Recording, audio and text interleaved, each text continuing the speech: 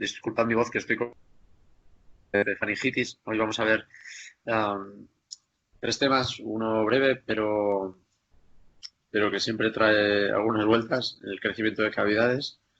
Vamos a ver un tema muy importante que son los trastornos de conducción, causa frecuente de dudas y de consultas. Y vamos a empezar con las arritmias, viendo hoy las bradicardias. En la videoconferencia usaremos material similar al contenido del curso. Vamos a intentar fijar conceptos esenciales y vamos a ver más que hemos comentado. Lo primero, el crecimiento de cavidades. ¿Para qué sirve? Pues básicamente sirve para orientarnos hacia patologías. No es específico de nada, ningún crecimiento de ninguna cavidad es específico de ninguna enfermedad particular, pero sí que va a lograr, uno, distinguir lo que es un electro normal de un electro que no es normal. Y cuando tenemos un electro que no es normal ya es una señal de alarma que quiere decir que hay que ponerse más curioso e investigar más en el paciente con otras pruebas o también electrocardiograma, a ver si es lo único que encontramos y por tanto una mayor o menor probabilidad de cardiopatía. Además, puede orientar a determinadas patologías junto con la exploración, la anamnesis, la radiografía de tórax. Por ejemplo, un paciente con un soplo suave eyectivo, con historia de hipertensión y con cierto crecimiento de la silueta en la radiografía de tórax, pues se puede orientar fácilmente hacia una hipertrofia del ventrículo izquierdo, por ejemplo. ¿Cómo vamos a detectar crecimiento de cavidades? Habitualmente vamos a ver voltajes mayores. Si la masa de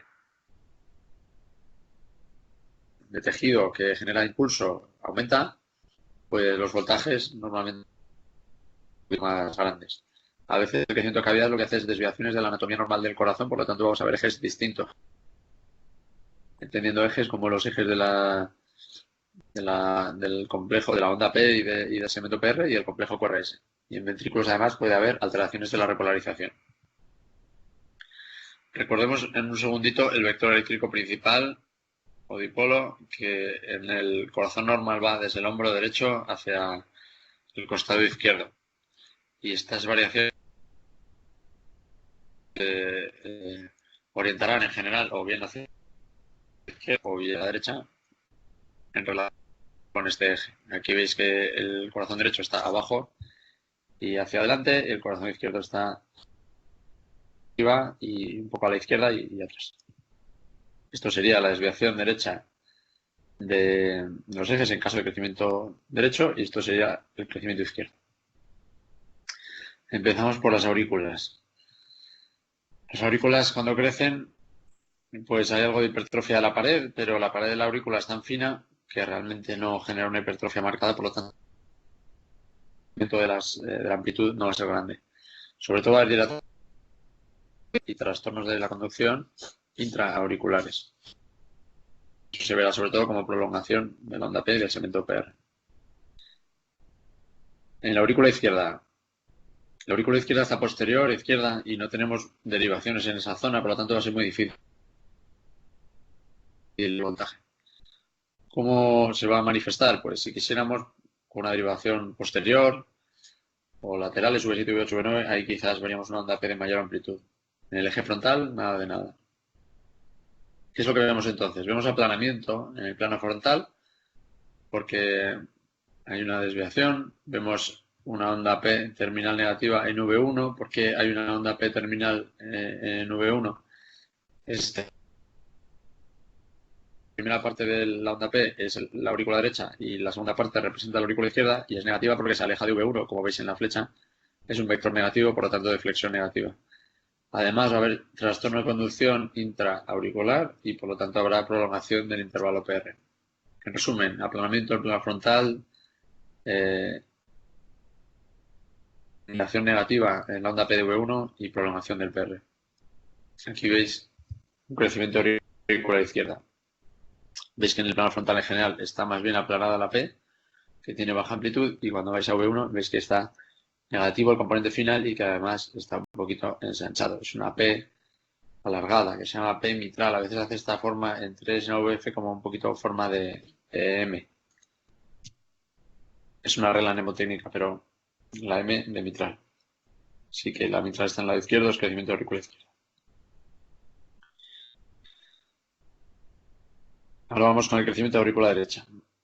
La aurícula derecha está más anterior, está cerca del tórax y por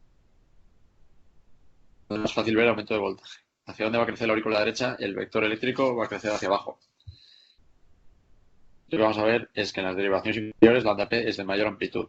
En derivaciones precordiales no deberíamos ver nada. En todo caso, hacia V1 podríamos ver un aumento de la amplitud. Como es la primera parte de la conducción y hemos dicho que crece sobre todo hacia abajo, la parte que va hacia la aurícula izquierda no está, digamos, limitada, por lo tanto no hay trastorno de conducción intraauricular. Y lo que más se ve es la picuda en cara inferior. ¿Qué significa picuda o grande? Pues más de 2,5 milímetros. Ya dijimos que la onda P tenía que medir 2,5 milímetros o menos de alto. Por lo tanto, si es más de 2,5 de alto, es crecimiento auricular. Hay clásicamente descritas dos desviaciones, más hacia 3, es decir, un poquito hacia la izquierda, perdón, un poquito más hacia abajo y a la derecha, que se vería sobre todo en patología pulmonar, por eso se llama P pulmonale, y un poquito más hacia arriba y hacia la izquierda, es decir, hacia uno, eso se llama P congénita, que es más de CIAS y de hepatías congénitas. En general, esos son finuras, acordaros de onda P de amplitud superior a 2,5 en cara inferior. Aquí lo veis. Veis que en 2 y en 3, por ejemplo, hay una clara aumento de amplitud de la onda P y el resto de derivaciones pues no tiene grandes variaciones. Vemos que es hacia 3, que sería una P pulmonar. Aquí lo veis en grande, una onda P muy marcada, seguido de un QRS pequeñito y también en 3. Es un caso muy exagerado que además tiene un voltaje del QRS muy pequeño y normalmente no se ve tan marcado, pero sí se ve claramente una P pues, de gran amplitud y veis que cumple el criterio, que mide 3 milímetros, por lo tanto más de 2,5 milímetros.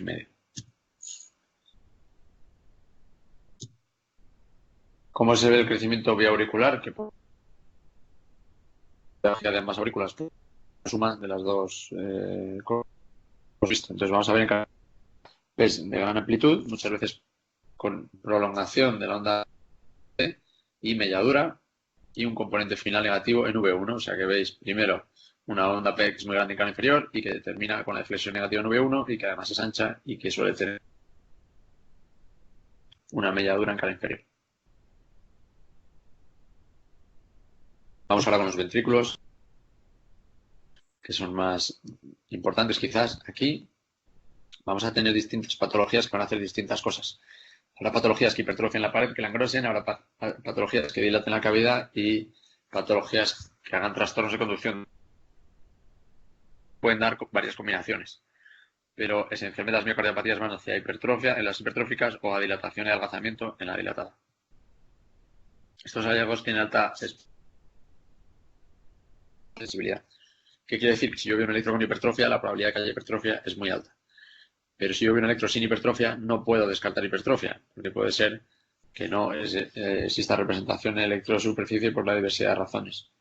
O sea que si quiero excluir hipertrofia, pues es mejor hacer un ecocardiograma. Pero si yo veo ecocardiograma, la probabilidad de que la tenga es muy, muy alta.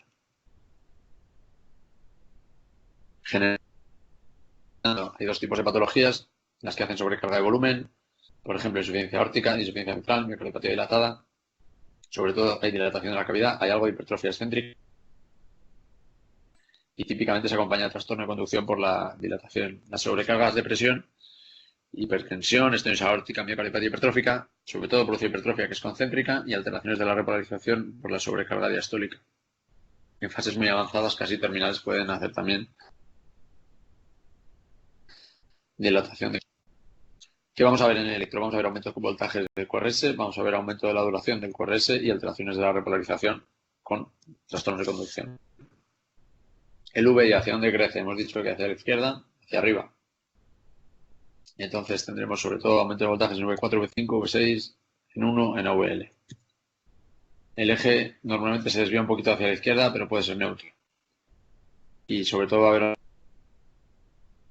grande, pues en esas direcciones, a V4, V6, y por lo tanto en V1, V2 que vamos a tener una deflexión predominantemente negativa, es decir, una onda S. Hay muchos criterios para valorar el crecimiento ventricular. El más sencillo de todos, medir la onda R en AVL. Como veis, la sensibilidad es muy baja, pero la especificidad muy alta. Si tú tienes una onda R en AVL de más de 7 milímetros y medio, muy probable hipertrofia.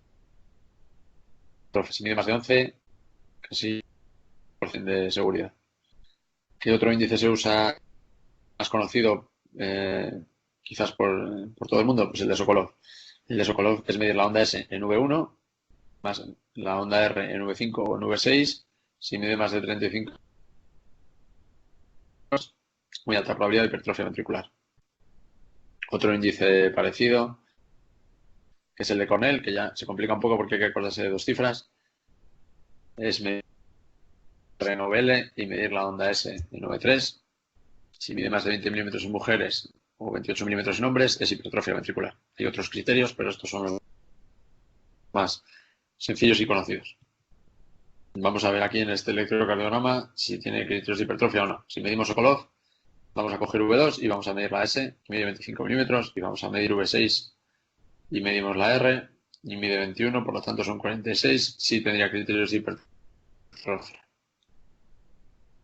Si medimos la R en AVL, vuelvo por atrás, vemos que una onda R en AVL, quizás sea por alteraciones del eje, y por lo tanto tampoco va a tener signo de Cornell. Aquí tenemos, perdonad, el signo de Cornell. El signo de Cornell sería 1 milímetro de deflexión positiva, por decir algo, porque prácticamente no suele. Medimos aquí el 9,3, la onda R.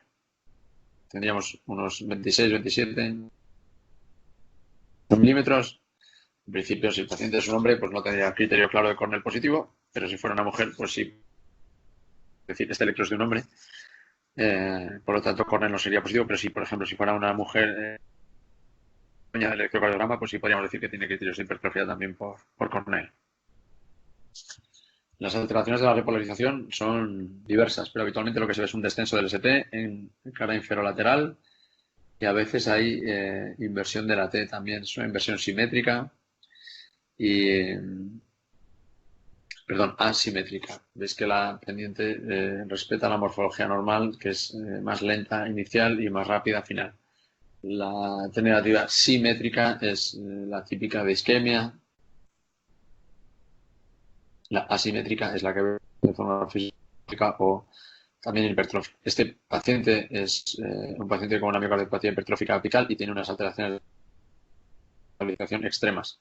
En caso del ortorácico, pues indistinguibles de un síndrome coronario agudo, salvo por este detalle de la asimetría.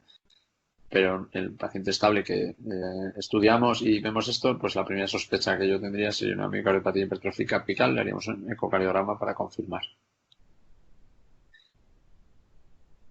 Y vemos, por ejemplo, volvemos atrás y medimos otra vez algunos criterios, pues veis que, por ejemplo, el criterio de Sokolov no tiene, porque la transición es muy precoz y no tiene casi ondas S. Sin embargo, tiene criterio Cornell muy claro. Y aquí tiene casi 20 milímetros y aquí tienen 7, 8. Y viene el criterio de la onda R. ¿Os acordáis? Más de 7 milímetros y medio de onda R, que justo es lo que miden, sería otro criterio de hipertrofia. Como veis, estos caprichos, algunos pacientes cumplen unos criterios y otros, pero si tienes alguno de los criterios positivos, la especificidad es muy alta, o sea que la probabilidad de que tenga hipertrofia está ahí. Esto es otro electro de sobrecarga sistólica, creo que era una estenosis aórtica, en el que veis que hay un descenso del ST muy marcado, de nuevo la T negativa y asimétrica. Este paciente sí tiene criterio de Sokolov, sumando la S en precordiales derechas y la R en precordiales izquierdas, y tiene un criterio también de onda R que mide más de 11 milímetros, y en Cornell pues anda ahí yo creo que no cumple, serían 25, 26, no cumple ni siendo hombre ni siendo mujer. Pero este electro os lo traigo para que veáis sobre todo la sobrecarga. Tiene en 1, en 2 y en toda la cara anterior y una onda T negativa asimétrica. El ventrículo derecho. Esto es un poco más difícil y además no es tan habitual en la práctica clínica. Lo vemos en pacientes con, por ejemplo, una embolia de pulmón o con patologías congénitas. O quizás también se puede ver en pacientes EPOC evolucionados con cor pulmonales. Pero es habitualmente mucho menos frecuente que ver hipertrofia del ventrículo izquierdo, que es algo que eso aparece. ¿Hacia dónde se desvía el eje, el dipolo principal del corazón? Pues se desvía hacia la derecha y un poquito hacia adelante. Entonces lo que vamos a ver sobre todo es una transición muy precoz, casi teniendo V1 la mayor R de todas y luego pendiente descendente. Veis que V1, la R en V1 es mayor que V2, mayor que V3, mayor que V4. El signo se describe con esta fórmula que es un pelín compleja, pero básicamente es un V1 con voltajes muy positivos, es decir, la onda R partido por la onda R más la S más de 0,7 y luego ver onda en simplemente otro criterio sería ver onda R en V1, que no es habitual, o bien onda R pero precedida de una pequeña o mayor onda Q. También si vemos una R en OVR, como lo veis en este electrocardiograma, que básicamente quiere decir que el eje está desviado a la derecha, pues es un criterio de hipertrofia ventricular derecha. Aquí tenéis onda R en V1, dominante, transición es que casi no existe porque ya en V1 ya es positivo, y también onda R en la OVR es un eje extremo derecho, como podéis ver aquí, la perpendicular sería 2, o sea que es un eje bastante derecho. Tener cuidado porque el bloqueo de rama derecha tiene esta morfología, claro, V1 positivo. Y si esto se acompaña de cuerdas ancho, probablemente sea un bloqueo de rama derecha aislado. Y esto tiene estrecho y además tiene sospecha de alguna patología que pueda hacer crecimiento del ventrículo derecho, pues ojo, que hay que perseguir ese diagnóstico.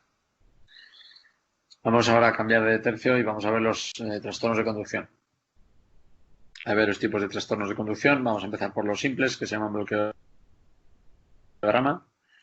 Tenéis que tener siempre la cabeza esta máxima. Siempre que hay trastorno de conducción, quiere decir, estamos hablando de que hay un retraso de conducción. La rama no es que esté cortada, aunque llamamos bloqueo, no es completamente bloqueada. Lo que hay es un retraso de conducción, va más despacio, y eso hace, además de que cambia la morfología, que haya un correse ancho.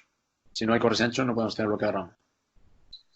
¿Qué fascículos se pueden bloquear y cómo podemos ver esa manifestación en el electrocardiograma? Pues tenemos el fascículo, la rama derecha y la rama izquierda. La rama izquierda, que va un poquito hacia la izquierda y hacia arriba, se divide en dos subramas, los fascículos anteriores y posteriores.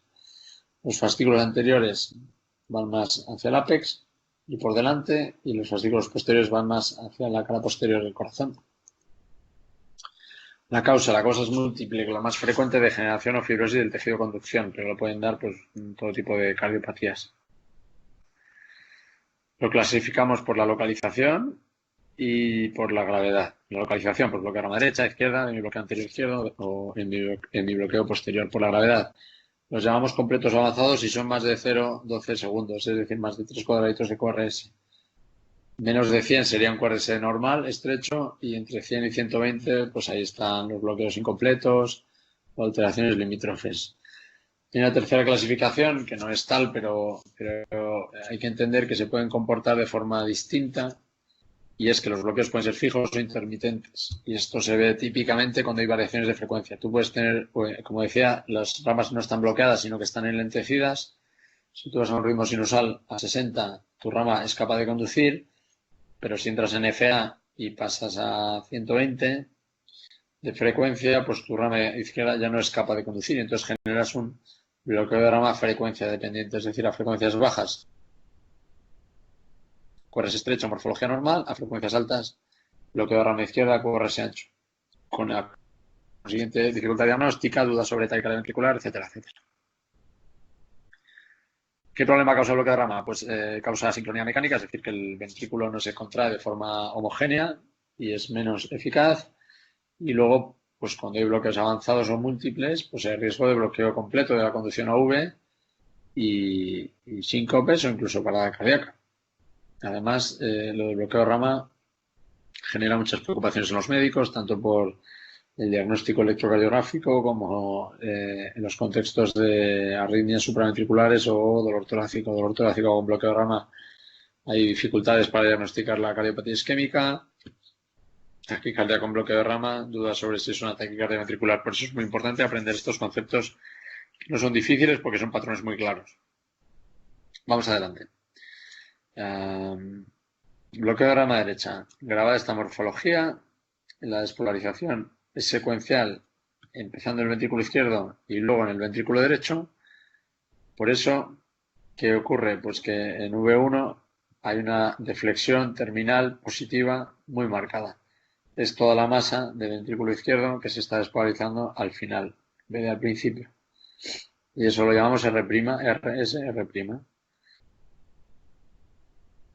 Además, se acompaña de una alteración de la repolarización, una T negativa de V1 a V3, que es discordante con el eje principal del complejo. Si tenemos un QRS, acordaros que la onda T en los complejos normales va concordante con el QRS. Aquí va discordante. Si tenemos RS, R', veis que el complejo es dominantemente positivo, pues la onda T es negativa. El eje. El eje no tiene por qué cambiar si es un bloqueo de rama degenerativo, pero sí, eso sí es por patología. Aquí vemos cómo es la despolarización. Veis que el vector de despolarización ha cambiado. Está bloqueada la rama derecha y por lo tanto toda la activación del corazón empieza en el ventrículo izquierdo y barre desde arriba a la derecha hacia abajo a la izquierda y sobre todo hacia anterior, por eso se ven V1, V2, barre la despolarización siguiendo esta flecha. Entonces veis esta forma de M, RS, R' y la forma contraria en V6, ¿no? Una pequeña onda Q, pequeña onda R, pequeña onda S. Esta es la morfología típica. Bloqueo de rama izquierda. Bloqueo de rama izquierda también QRS ancho, por supuesto, y la despolarización es al revés. Como está bloqueada la rama izquierda, primero se contrae el ventrículo derecho, perdón, primero se despolariza el ventrículo derecho y luego se despolariza el ventrículo izquierdo. ¿Qué vamos a ver en las precordiales? Pues que todo el complejo se aleja de la cara precordial. Fijaos que, aunque hay que ver todo el electro, por supuesto, si queréis decidir qué tipo de bloqueograma es, iros a V1 y resolveréis el problema. ¿Qué morfología vamos a tener? Vamos a tener un QS o una pequeña R con una S muy profunda como en el dibujo. Además, en V6 tenemos una morfología de R mellada o en torre, lo vais a ver a continuación. La alteración de la repolarización ya hemos dicho que es discordante, por lo tanto, si en V1 el complejo dominante es negativo, la onda T va a ser positiva. Lo veis aquí, fijaos en V1 en verde y fijaos en las derivaciones contralaterales V5, V6 con esta forma de torre mellada, ¿no? Como una M grande. También se ve en 1 y en AVL. Eso también hay gente que lo llama R empastada. Derivaciones izquierdas.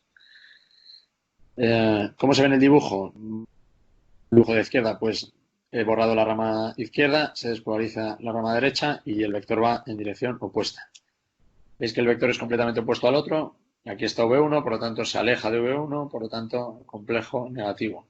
En bloque de rama derecha se acerca a V1, en bloque de rama izquierda se aleja de V1. Esto es un electrodo de derivaciones con bloque de rama izquierda. Veis aquí los complejos con una mínima R y luego una S profunda, QRS ancho y onda T positiva discordante, además con elevación del ST. Aquí veis otro bloqueo de rama izquierda, igual, te vas a V1, mínima R o inexistente, S profunda, discordante positiva. Acompaña la misma morfología de precordiales hasta V5, V6. En V6 ya tenemos la morfología así como en torre. Aquí es menos marcada, en el electrocardiograma anterior es más marcada. Aquí lo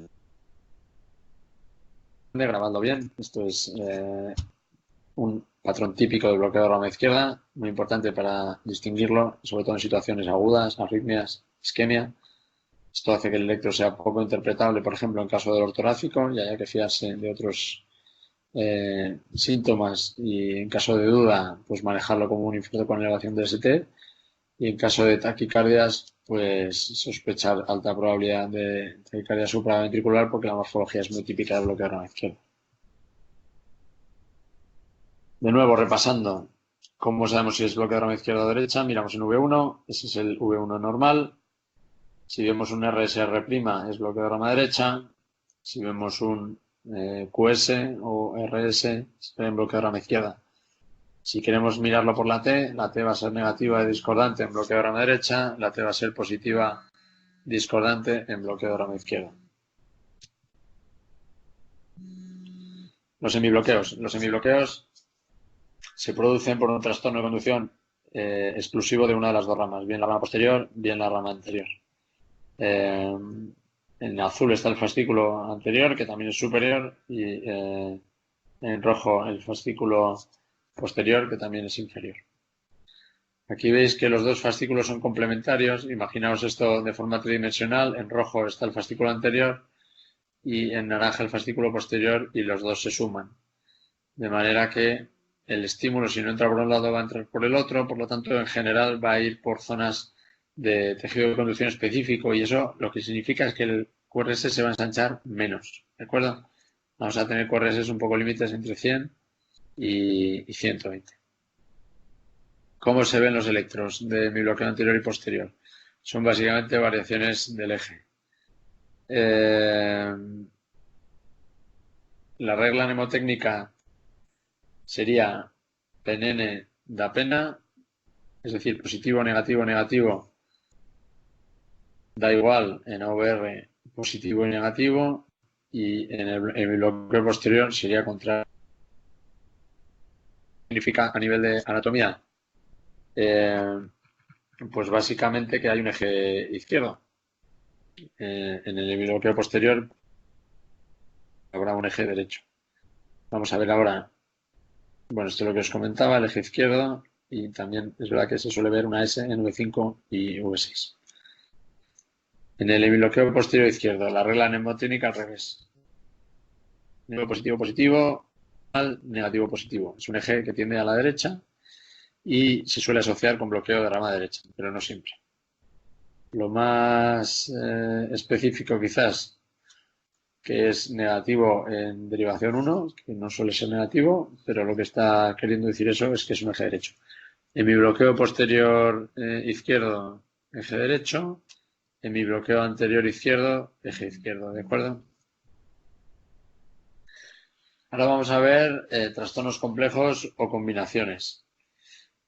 Todo lo que hemos visto hasta ahora de trastornos de conducción se puede combinar en distintas opciones. Os recuerdo, trastorno significa retraso, significa QRS ancho. Si tenemos combinaciones de distintos trastornos, habrá más retraso de conducción, QRS más ancho. También más riesgo de bloqueo completo.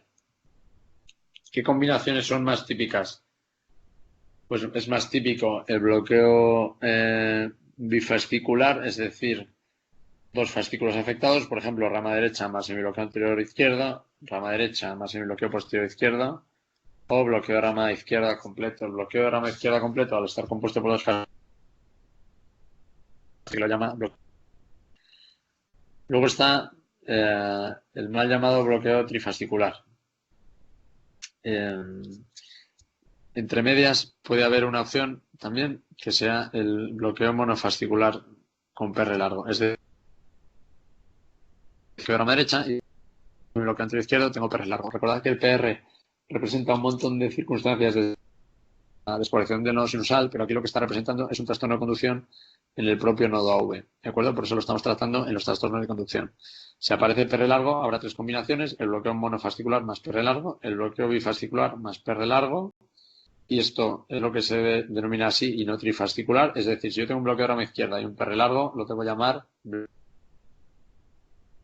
rama izquierda más PR largo. No es bloqueo trifascicular. Bloqueo trifascicular sería que tenemos prácticamente un bloqueo completo del corazón.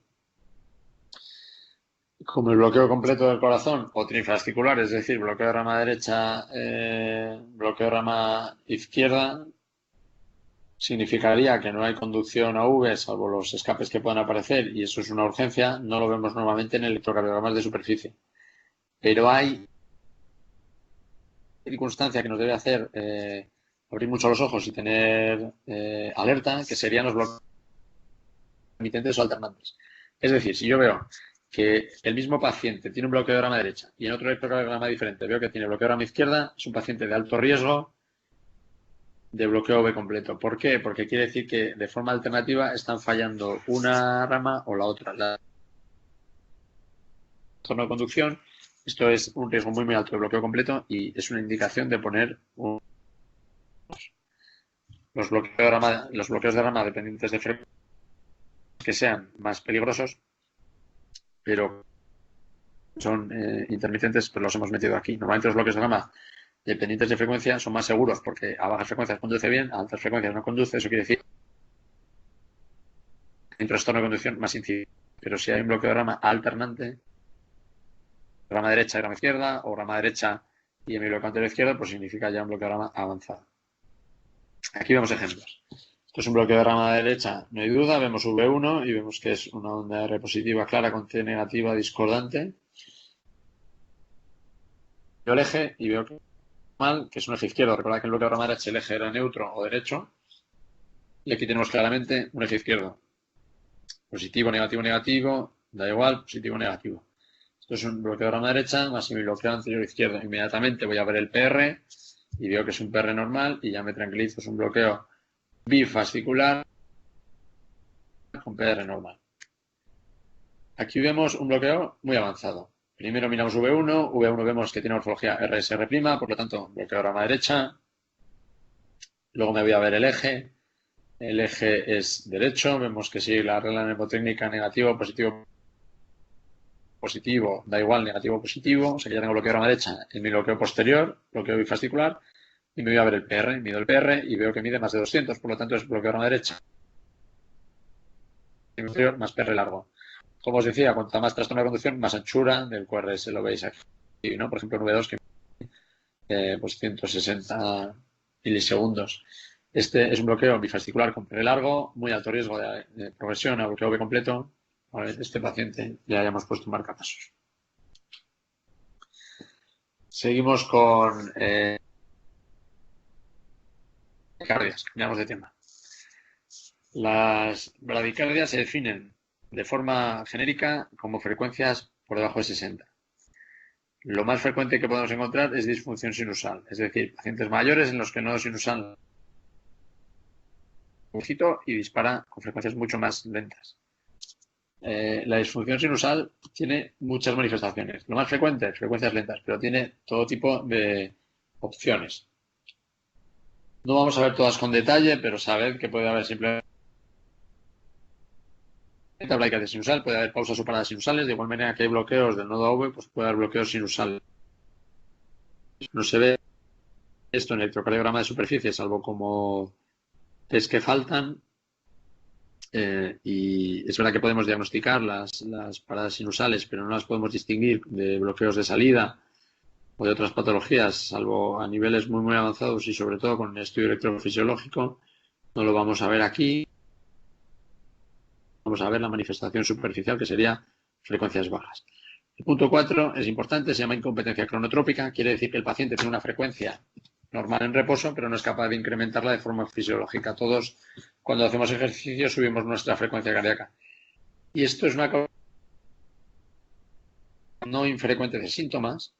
Es un tipo de pacientes que te cuenta que tiene astenia, el ejercicio no está súper limitado, pero sí que tiene síntomas. Y la manera de evaluar esto es muy sencilla, la podemos hacer en consulta. Veremos un paciente habitualmente mayor con frecuencias bajas, que por ejemplo está a 50, y entonces nosotros le podemos pedir que haga ejercicio. Puede hacerlo subiendo, pues a lo mejor un escaloncito, puede simplemente mover las piernas y las manos y le vamos midiendo la frecuencia. Si el paciente no es capaz, haciendo ejercicio, de subir la frecuencia cardíaca, sería un diagnóstico grosero de incompetencia cronotrópica. Nosotros los cardiólogos lo que hacemos es de esfuerzo, una ergometría en cinta rodante o en bici según lo haga cada centro, y entonces vemos cómo sube la frecuencia, y si no es capaz de subirla, pues sería un diagnóstico más cierto, ¿no?, de incompetencia cronotrópica. Esos pacientes también se pueden beneficiar de un marcapasos. La taquicardia auricular también es una manifestación de la disfunción de nodo sinusal y es un poquito, digamos, inespecífica. Ya veremos videoconferencia de taquicardia y que la mayoría son exonasal, pero también hay pacientes al fallar el nodo sinusal o fallar de forma intermitente, pues otros focos despolarizan la aurícula y toman el control, o incluso el sinusal también puede fallar por frecuencia alta. Cuando todo esto se suma a cualquiera de las manifestaciones que enlentecen la frecuencia del corazón con la taquicardia auricular, es una cosa que se llama síndrome de Brady-Tachy. Son pacientes que se pasan de frecuencias altas y se pasan de frecuencias bajas.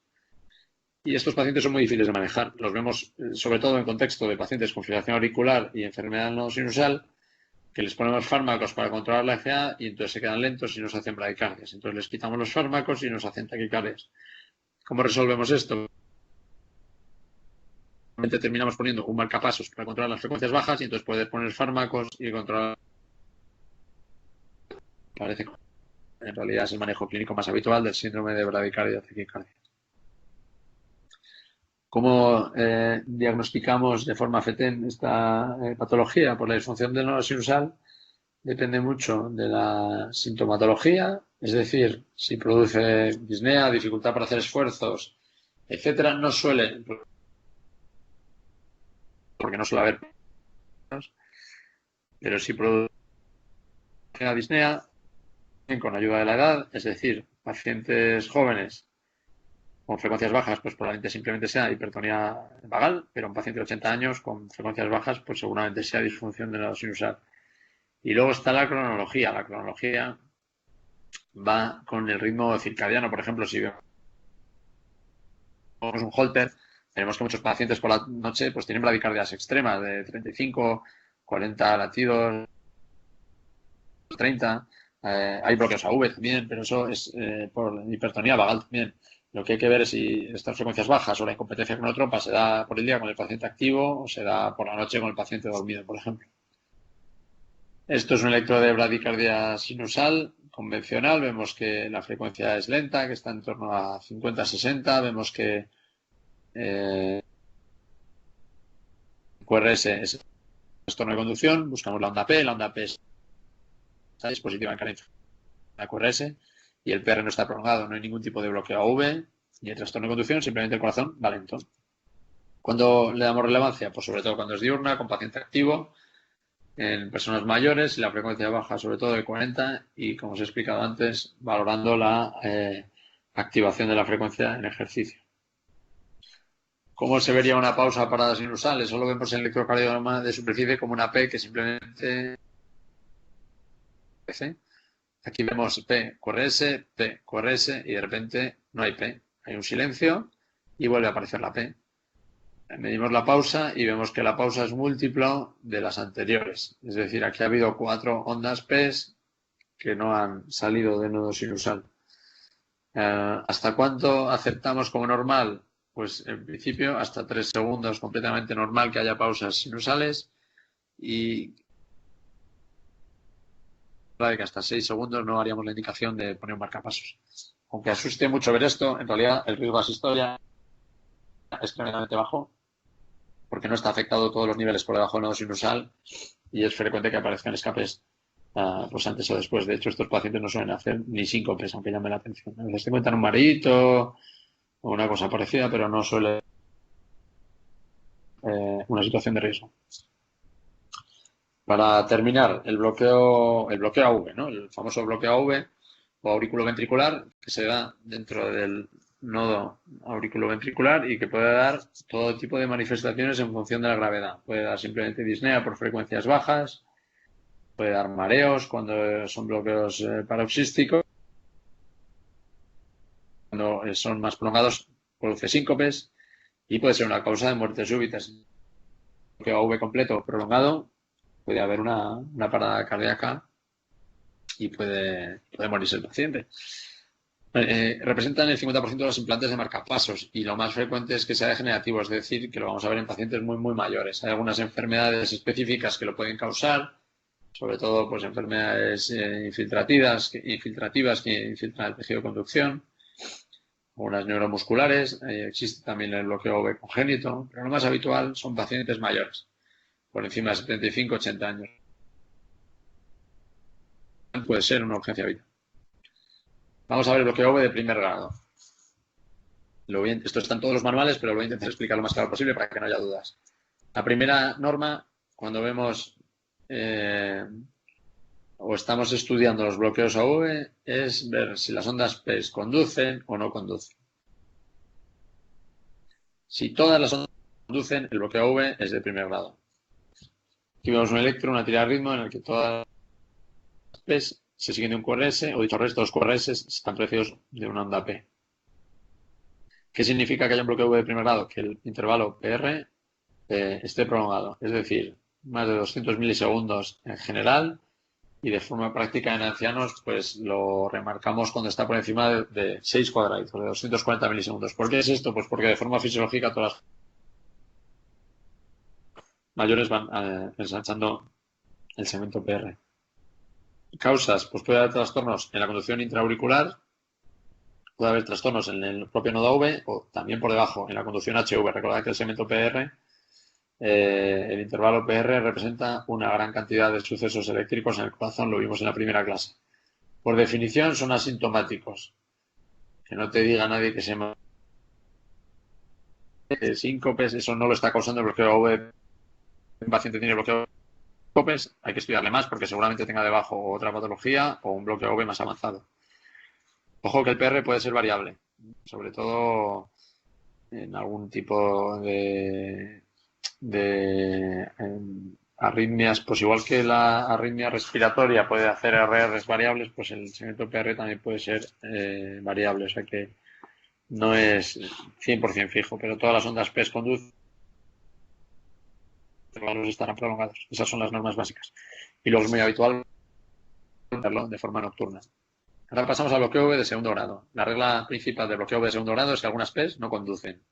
Recordad, en bloqueo V de primer grado todas las P conducen, bloqueo V de segundo grado algunas P no conducen. Por lo tanto, es una especie de fallo intermitente. Hay dos tipos, Movitz 1 y Movitz 2. El Movitz 1 Benkevac tiene el PR variable. El tiene PR fijo. Olvidaros de lo de la prolongación. Movitz 1, PR variable, Movitz 2, PR fijo. ¿Por qué remarco esto? Porque es mucho más específico buscar si los PR son fijos o variables. Efectivamente, como todos sabemos por los libros, el intervalo PR va creciendo. Aquí lo veis marcado con la onda P, con la flecha negra, marca un PR que va creciendo y de repente una P no conduce.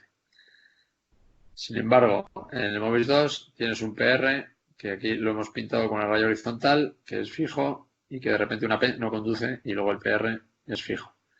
En el Benkevac, el PR inmediatamente a la P que no conduce, aquí hay un escape,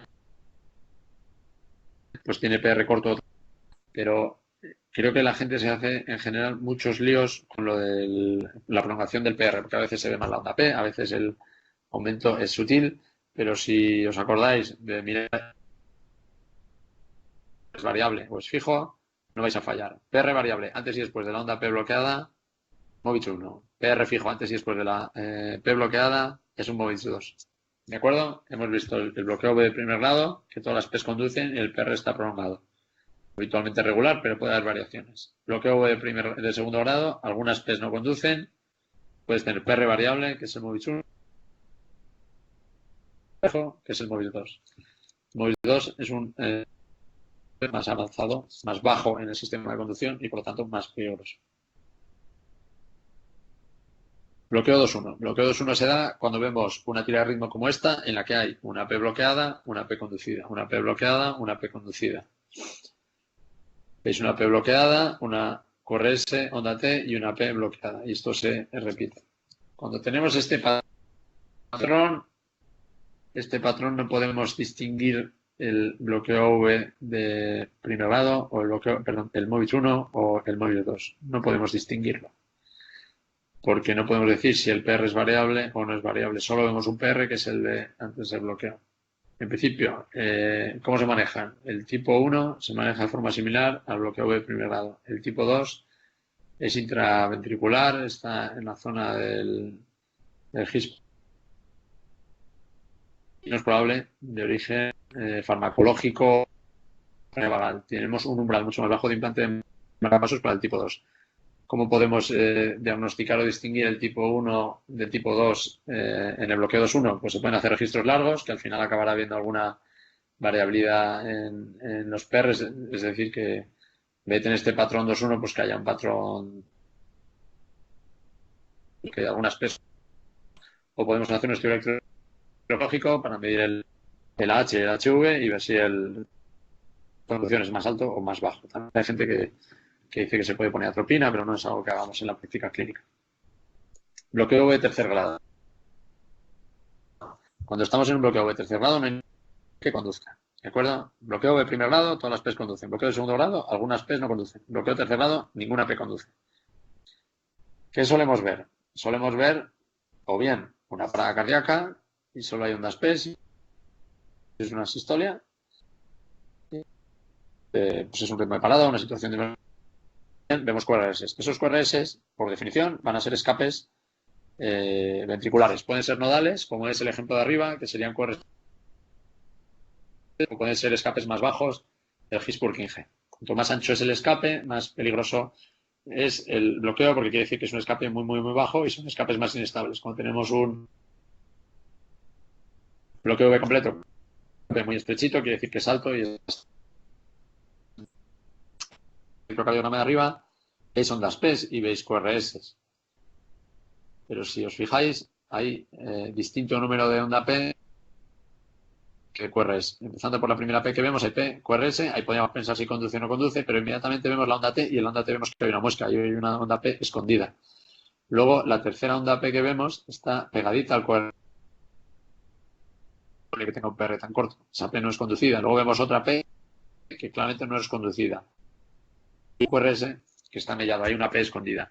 De manera que aunque aquí hay varias P's y varios QRS, hay más P's que QRS y además hay varios segmentos PRs que son imposibles. Este paciente está disociado, tiene lo que se llama disociación aurículo, tiene su escape nodal, pero esos ritmos son independientes, es decir, que no ha dejado de latir y el no ha dejado de funcionar, pero esos ritmos son independientes. ¿Cómo medimos eso? Más ondas P que QRS. Otra manera de distinguir esto es una fibrilación auricular que se pone rítmica. Veremos en la próxima clase que la onda, que los ritmos de la FA son irregulares por definición, y entonces un paciente que tiene una FA conocida y que de repente se pone regular o es un signo de bloqueo AV completo. No hay disociación auriculoventricular si hay bueno, esto es la disociación isorrítmica. No hay disociación auriculoventricular si el nodo sinusal y el escape van a la misma frecuencia. Es que no he traído el electrocardiograma, pero es un detalle, casi es una pijadita que pone a los alumnos. Si tú tienes un ritmo sinusal que va exactamente a la misma frecuencia que el escape del ritmo nodal, puedes ver el mismo número de ondas P que de QRS. Es decir, el nodo sinusal va a 50, el ritmo nodal va a 50 y parece que van iguales, pero si le dejas tiempo a ese trazado, verás que al final están que el nodo sinusal va por un lado y que el ritmo nodal va por otro lado. Vamos a ver ahora los escapes. Los escapes, como decía antes, cuanto más estrechos son más altos, más seguros, cuanto más anchos, más peligrosos. En el trazado de arriba hay un escape supragisiano o nodal, en el electrodo de abajo hay un escape infragisiano o del GIS-Purkinje. Aquí hemos marcado, a mirar arriba, las flechas para que veáis que se cumple el criterio de que hay más ondas P que QRS. Aquí abajo también las hemos marcado con flechas y ves que hay más P que QRS. ¿De acuerdo? el paciente de arriba, vamos a ver, los dos pacientes con un bloqueo V de tercer grado los vamos a mandar a un hospital, los vamos a monitorizar y se considera una urgencia. Pero el paciente de abajo, por ejemplo, con ese QRS tan ancho, inmediatamente es un marcapasos transvenoso para tener más seguridad. Y al paciente de arriba, pues a lo mejor intentaríamos ponerle agentes taquicardizantes como dopamina o aleurina, porque ese escape es bastante bueno, seguramente lo vamos a acelerar y a lo mejor con suerte hasta recuperamos algo de la conducción. Este es más peligroso, por ese ancho, más peligroso. Y no depende de la frecuencia del escape. Aquí veis que la frecuencia del escape de arriba es más lenta que la de abajo. No es habitual, normalmente cuanto más ancho y más bajo, más lenta es la frecuencia, pero lo que manda aquí es la anchura del QRS. Cuanto más ancho sea el QRS del escape nodal, es más peligroso. ¿Por qué es peligroso? Pues porque pueden hacer asistolias. Aquí veis un bloqueo AV que es paroxístico. Fijaos que no está precedido de bloqueo AV de primer grado ni de bloqueo AV de segundo grado. Todas las P están conducidas. 1, 2, 3, 4, 5, hasta la onda P número 7, que no conduce, y luego hay una asistolia. Hay 7, 8 sin conducir. Luego, la conducción con bloqueo, ¿no? Y parece que luego se normaliza. Esto es un bloqueo AV que llamamos paroxístico, pero básicamente es una... Si es corta, el paciente se sincopa, pero si es prolongada, parada cardíaca. Vamos a resumir todo lo que hemos visto hoy. Hemos visto el crecimiento de cavidades, el crecimiento de la aurícula, recordad, aurícula izquierda, flexión negativa terminal en V1, aurícula derecha, crecimiento de amplitud de la onda P en cara inferior, crecimiento ventricular izquierdo, sobre todo aumento de voltaje en derivas cordiales, crecimiento de ventrículo derecho, derecha del eje y onda R marcada en V1. Hemos visto de conducción, bloqueos de rama, que son el bloqueo de rama que es RS' en V1, bloqueo de rama izquierda, onda S profunda en V1. Hemos visto el bloqueo anterior, básicamente izquierda al eje con ensanchamiento del QRS. Hemos visto el bloqueo posterior, ensanchamiento del QRS con eje derecho, las combinaciones de ellos. Y hemos visto las bradicardias, que básicamente son disfunción sinusal en todas sus variantes y bloqueo auriculoventricular primero, segundo y tercer grado. Con esto terminamos. Muchas gracias por vuestra atención y os emplazo a la próxima clase, que la hará mi compañera directora del curso, la doctora. Hasta luego.